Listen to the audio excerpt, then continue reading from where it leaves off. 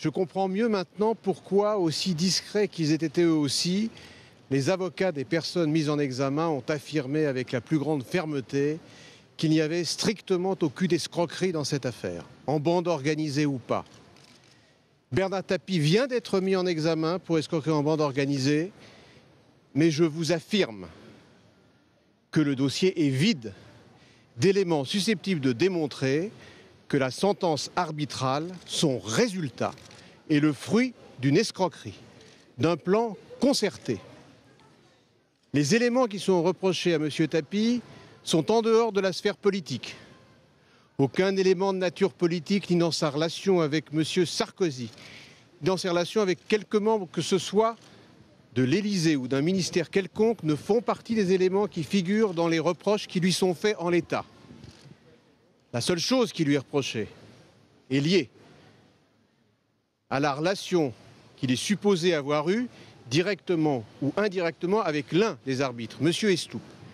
C'est le seul élément qui figure dans la mise en examen notifiée à M. Tapie.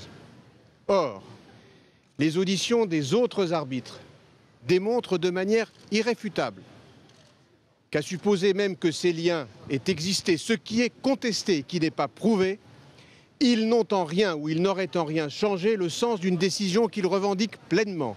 Et à ce stade, rien ne permet d'affirmer que M. Tapie ait eu directement ou indirectement des liens avec M. Estoup susceptibles de remettre en cause son impartialité. Dans ces conditions, c'est avec la plus grande sérénité que nous abordons cette phase de la procédure, une mise en examen qui nous paraissait annoncée et que nous allons combattre. M. Tapie est sûr de loin au point qu'il a proposé aux magistrats instructeurs de procéder à un nantissement sur les parts de sa holding personnelle avec une caution de celle-ci sur tous ses biens. Quand il a dit « s'il y a entourloupe, j'annule l'arbitrage », certains avaient trouvé qu'il ne manquait pas de panache. Il a fait cette proposition au juge. Il n'y a rien qui soit de nature à remettre en cause cet arbitrage, rien qui soit de nature à justifier la mise en examen dont il est l'objet. Il a été placé sous contrôle judiciaire, mais il est libre de ses mouvements. Il a comme seule obligation de ne pas rencontrer les acteurs clés de cette procédure, mais il pourra être en relation avec son avocat principal, qui n'est ni maître de Hapio ni moi, mais maître Maurice Lantourne, qui a été un acteur décisif de la décision arbitrale qui a été obtenue et qui n'est que le reflet de la justice. Mesdames et messieurs, il n'y aura pas d'autre intervention de ma part à ce stade. Je vous donne simplement rendez-vous à lundi prochain.